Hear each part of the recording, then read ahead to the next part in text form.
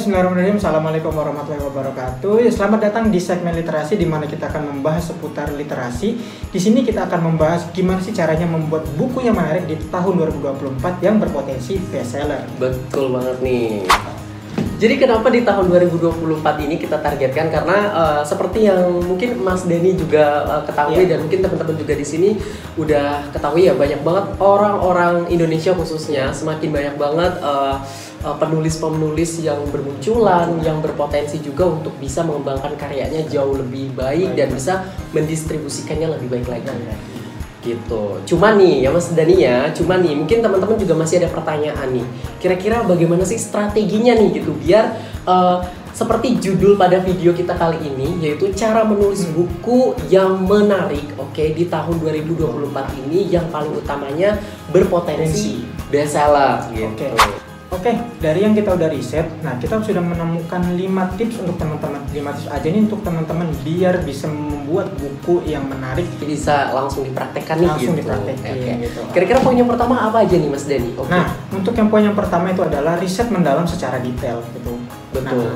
Jadi untuk poin yang pertama, riset mendalam secara detail ini, jadi teman-teman yang ada di rumah itu bisa riset dulu kira-kira di pangsa pasar ini lagi apa sih, lagi apa nih, buku tentang apa. Soalnya kan barangkali nih di sini kita udah ada contoh sih ya Mas ya. Contoh yang pertama ada apa? Silakan sebutin Mas. Oke, kita contoh yang pertama ada novel. Nah, di sini novel berjudul Tangisan Mentari, karya dari Santi Sapaat. Betul. Nah, beliau ini kan otomatis kan sudah riset terlebih dahulu dari pangsa pasarnya gitu kan.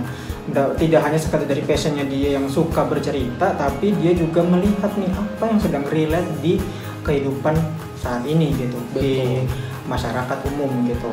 Terutama para Gen Z nih ya Mas ya. Jadi kan banyak banget nih para Gen Z yang mungkin lebih suka baca-baca buku cerita seperti novel gitu. Nah, kita bisa lihat dari situ untuk benar-benar di riset lebih mendalam lagi gitu untuk kita memulai membuat buku nih, membuat seperti itu.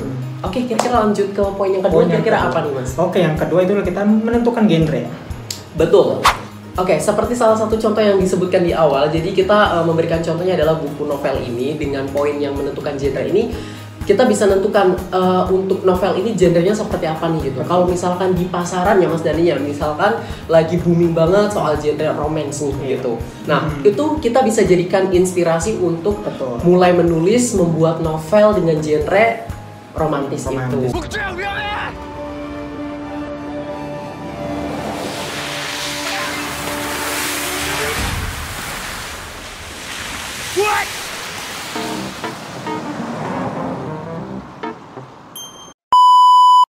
Terus juga tidak lupa biasanya yang romantis itu dibumbui dengan komedi-komedi juga agar pembaca tidak bosan. Betul. Biar semakin menarik juga. Oke, untuk poin yang selanjutnya apa nih Mas Denny? Yang ketiga itu target pembaca yang jelas. Betul banget. Misalkan ini buku lagi booming banget saat ini adalah tentang novel nih. Otomatis kebanyakan yang sering novel-novel itu biasanya adalah para remaja ke atas ke sana gitu kan ya. Jadi meskipun memang kita nggak bisa pungkiri untuk kalangan-kalangan yang lebih dewasa juga mungkin mengingat momen-momen masa remaja atau momen-momen ingin membaca gitu. Kira-kira biar lebih bervariasi bacaan bukunya. Itu juga sebenarnya tidak terlalu dibatasi untuk dikhususkan remaja aja gitu. Cuman untuk target pasar biasanya untuk harus memulai nulis itu perlu sih. Jadi ini buku memang dikhususkan untuk kemananya biar lebih jelas. Terus juga bisa juga misal untuk para orang tua yang sekarang gitu, bisa aja sebenarnya kita buat novel zaman-zaman dulu. Misalkan kita ambil alur yang tempo dulu, itu juga bisa dijadikan untuk novel-novel untuk yang orang-orang tua sekarang biar bisa nostalgia gitu kan. Jadi kan kita bisa menggambarkan situasi saat itu. Betul. Bisa tahu gitu gimana sih situasi saat itu gitu. Karena kan kita kan belum ada di saat misalkan kita ada di tempo dulu, misalkan tahun 1990-an atau mungkin 1980-an, itu kan orang tua kita yang mengalami hal-hal seperti itu, tapi kita pengen tahu nih suasananya seperti apa, bisa dengan membaca buku novel yang mengisahkan alur kisah di tahun 1980-an dan lain-lain sebagainya. Betul. Oke. Kita langsung lanjut lagi ke poin yang berikutnya. Untuk poin yang keempat ya. Poin yang keempat ini adalah mengikuti tren yang sedang naik. Nah, mengikuti tren yang sedang naik ini sebenarnya masuk ke riset mendalam juga. Cuman mungkin perbedaan di sini adalah kira-kira kadang apa yang kita riset di pangsa pasar adalah ini. Cuman kadang kita juga perlu menyesuaikan tren yang adanya nih. Jadi untuk judul buku itu kita relevansikan dengan trennya. Terus genre-nya juga kira-kira yang lagi booming banget itu seperti apa. Nah, itu bisa dijadikan inspirasi, ide untuk mulai menulis bukunya, atau mungkin bukunya udah ada nih gitu. Cuman mungkin bisa dimodifikasi atau dibuat lagi dengan versi yang lagi trennya. Jadi itu buku teman-teman yang udah ada atau teman-teman yang baru memulai itu juga bisa mengikuti gitu. Biar tren yang hasil bukunya menarik gitu. Yang tentunya bisa berpotensi best seller seperti itu. Jadi karena kita mengikuti tren, otomatis banyak yang relate dengan buku yang kita tulis. Jadi di situ berpeluang bagi teman-teman semua untuk bisa menjadikan buku teman-teman ini adalah buku yang best seller seperti itu.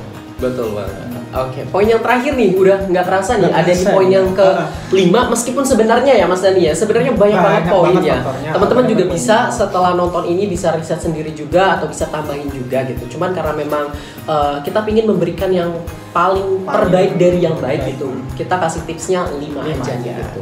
Tapi mungkin teman-teman bisa nambahkan di kolom komentar juga nanti ya. Kita bisa diskusi. Untuk poin yang ke-5 langsung aja apa nih Mas? Oke, memiliki kritikus dan editor kalau bisa. Betul. Karena apa? Karena dari buku yang kalian tulis, kalau kalian tidak ada editor kalian atau mungkin kritikus atau mungkin teman-teman yang biasa mengkritik buku kalian tidak akan tahu kekurangan dari buku kalian itu apa. Gitu. Tapi berarti ini dalam konteksnya kritikus dan editornya yang udah seenggaknya tahu nih tentang buku atau dan lainnya. Jadi ketika buku kita udah benar-benar yakin banget nih udah jadi gitu ya. Jadi kita bisa kayak minta saran gitu. Jadi si editor ini bakal menempatkan diri sebagai pembaca. Kira-kira apa sih yang kurang, apa sih yang ini gitu. Bisa dijadikan inspirasi buat teman-teman juga gitu. Jadi nggak sekedar idenya tuh kita sendiri gitu. Nah, itu. Kadang kita perlu untuk masukan dari orang luar gitu untuk dijadikan inspirasi. Terus juga kita jangan sepelekan orang awam karena pembaca-pembaca kita adalah orang awam. Teman-teman bisa juga minta saran pendapat dari teman-teman kalian yang kalian bisa aja random ke teman-teman kalian yang awam gitu. Karena dari penilaian dari teman-teman kalian yang masih awam gitu, itu benar-benar bisa jadi perwakilan dari pangsa pasar kalian gitu. Betul. Kalau dari teman kalian yang awam udah ini bagus nih, berarti kemungkinan besar dari pangsa pasar kalian pasti bakal nerima buku yang kalian tulis seperti itu. Oke. Jadi itu adalah 5 tips ya atau 5 poin cara menulis buku yang menarik di tahun 2024 yang berpotensi best seller. Tapi nih teman-teman ya, karena kita tadi nih ya ngobrolinnya contohnya adalah buku novel. Tips seperti ini, cara seperti ini tuh tidak berpatokan pada cara membuat novelnya aja. Tapi ini bisa digunakan juga tipsnya untuk membuka, untuk membuat buku-buku yang lain. Betul. Jadi teman-teman jangan, apakah tips itu berlaku untuk novel? Enggak gitu. Karena bisa aja, salah satu contohnya apa lagi nih Mas? Ada buku lagi ini judulnya Guru Hebat di Era Milenial. Ini buku pendidikan bergenre pendidikan, di mana ini buku non fiksi gitu. Nah, seperti itu. Gimana sih caranya menjadi guru yang hebat di era milenial saat ini? Betul banget gitu. Karena kita nggak bisa pungkiri meskipun kita udah mulai masuk ke generasi Gen Z, generasi milenial juga tetap harus mengikuti juga biar perkembangan itu masih selalu ada.